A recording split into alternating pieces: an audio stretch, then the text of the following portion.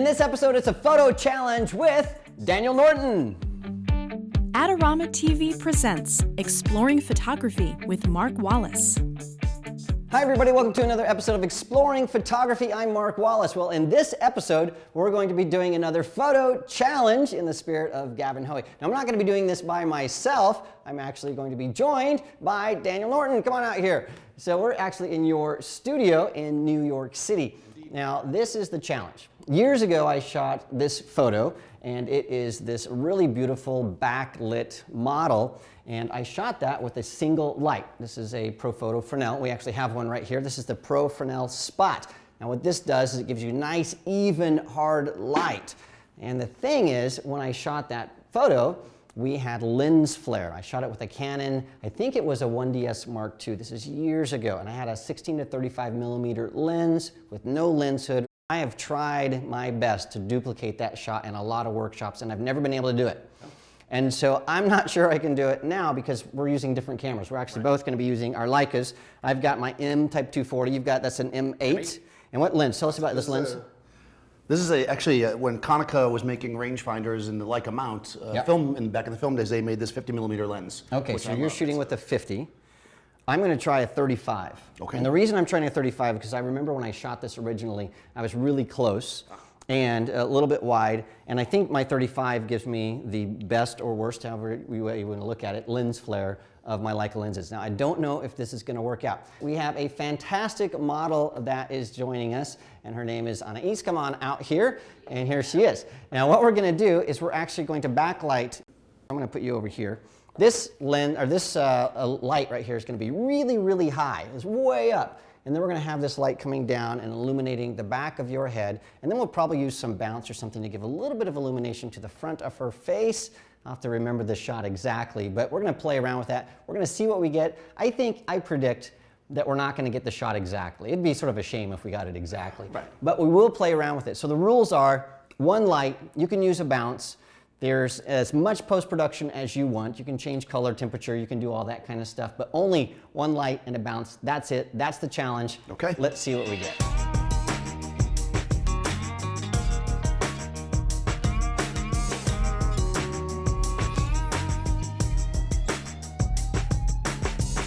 All right, I've started my shoot now. Initially, I was not getting the results that I was hoping to get because I was remembering as I set this stuff up that when I originally made this image, I shot in a huge studio. It was about 6,000 square feet with gigantic tall ceilings, and so there's just lots of black space. Now in this studio, if you look over here, there is white everywhere. There's white walls, there's white ceilings, everything is white. And so if I move my camera around to get any kind of new angle, I am not getting the dark background that I really want, and I wasn't getting any lens flare, but we just had sort of a happy accident. So here, I'll reenact it for you. So we're shooting, and here is Anais right there. I'm shooting really close because that's how I shot the original image, and you can see from this image I'm getting a little bit of lens flare just right at the top, but nothing like I got in the shot that I'm trying to recreate. And so just to be funny, when we were setting up to shoot the video, I went like this and clicked, and all of a sudden, oh my gosh, look, there's lens flare everywhere in this picture. And so I thought, I need to shoot from a different angle. And so I got down here, whoops, and I started shooting from this angle, and guess what? Bam, lens flare, lens flare, lens flare. But we still have that white in the background. So now what I'm gonna try to do is shoot from this angle, but move those panels around to sort of get that dark background. Or I might have to go into post-production to make that background darker. But now I know what to do. I'm going to try it and see if I can match that shot. So I'm just moving these V-flats over here. They're black just to give me something that I can work with in post-production. And so I'm just getting a darkish background. I'm going to have to go into Photoshop and fix this stuff because in the studio, we just don't have enough open space to make this work.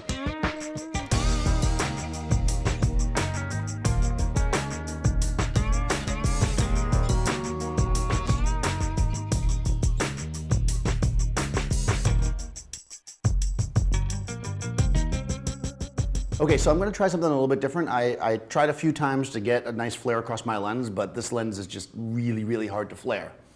So it's not going to really look the same, but what I'm going to do is, and by the way, this is what causes a lot of flare on people, so if you're having flare and you want to get rid of it, you see this thing on the front of my lens? UV filter, if it's dirty, it's going to cause a flare if light hits it, right? So I'm going to use this to it'll create more of an airy kind of flare than the little dots, but it'll still flare. And I think that counts. We'll find out, judges. So the other thing is obviously we're using a very directional light source. I got to make sure I'm in the light. So I'm going to just look at it until I feel blinded. And then I'll come over here and boom. Okay, so I'm just going to look to see how I like my flare. I'm going to want to fill in a little bit so I don't go completely dark in the shadows. That way I can crunch it down in post. Oh, interesting. Okay, so the direction of the flare, it will be dependent on where it is on my filter. So I'm just going to turn the filter, I think this way.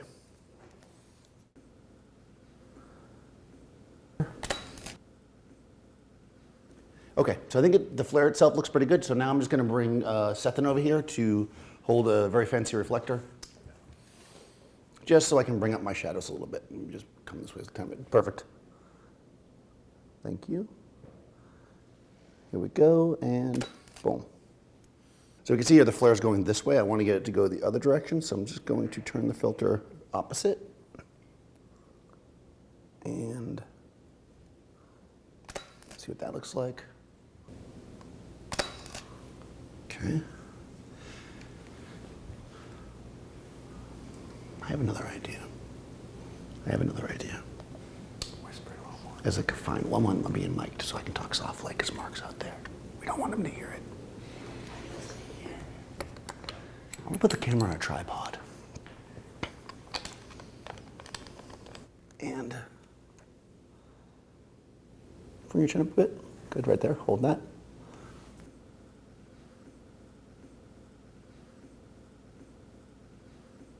I'm going to look at from this position of the light, I'm going to look at my lens and see if I can aim the light at the lens to create a flare.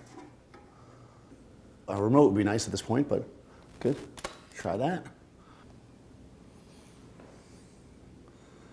No, that actually made it worse. Okay, I think I like the other shot. I'm good. I'm ready. All right, so Mark, I got my shot. How did yours go? Well, honestly, I just couldn't reproduce the shot. The lens didn't give me the lens flare that I got in my previous shot. The other thing is the studio is so much smaller. There's light bouncing everywhere. I could not duplicate the shot, and that's what I've been trying to do for years. I can't in this environment. So I think the lesson from that is if you want to duplicate a shot, you've got to duplicate everything. You got to duplicate the exact light, the exact space, the exact camera, the exact lens, and all that kind of stuff. And I think it's something that is, I personally have given up on trying to duplicate shots. Get a shot, let it inspire you to create something that is similar, or to start with something and then make something your own. And so I did get a shot, and I did some heavy post-production because of these cracks and all that kind of black and the stuff that we had. I had to throw it into Photoshop. Here's what I got, and I think it's okay. At best, I would say it's okay, not spectacular. But I did peek in when you were shooting. Did you put some snot on your lens or something? What did you do? Indeed. Right, for the same reason, because I knew that my lens was not going to flare the way that the image was, and I couldn't actually get it to flare at all. I actually took just a little bit of the oil from my skin and put it on my UV filter, because having been out in the sun many times, yeah, this little thing. I thought you put your finger in your nose. Like, no, that adds a different effect, and we'll talk about that in future videos. But this way, it just, when it hits the lens, it adds almost more of a flare that spreads out. Did you put that actually on the lens itself? No, on a UV filter. Okay, so how did it turn out? I think it came out pretty cool. Again, it was more inspired by your shot than really trying to make it exactly, because I just knew it wasn't going to happen. All right, well, there you have it. A photo challenge that, again, didn't really, it was a challenge to try to get what we were after. We couldn't, so we shifted gears and got something totally different, which is how it should go. We have to say thank you to the amazing model. Come on out. Here we go. And there we go. So thank you so much for being our model and letting us position you and do all kinds of stuff. She was very, very patient. Thanks, Daniel, for doing this. Thanks, Gavin Hoey, for inspiring the photo challenge. Don't forget to subscribe to Adorama TV. It's absolutely free. That way you don't miss a single episode with Daniel or me or Gavin or all the people that are out there shooting. And also check out the Adorama Learning Center, because there are tons of articles and some that actually tell you how to prevent lens flare, because usually you don't want that, or shooting with lens flare and all kinds of things. So check that out. Again, it's absolutely free. Thanks again for joining us. We'll see you again next time. Do you want great-looking prints at low cost? Be sure to visit our easy-to-use online printing service. Adorama Pix has professionals who treat your images with the utmost care that you can count on. For a quick turnaround on photos, cards, or albums, use AdoramaPix.com.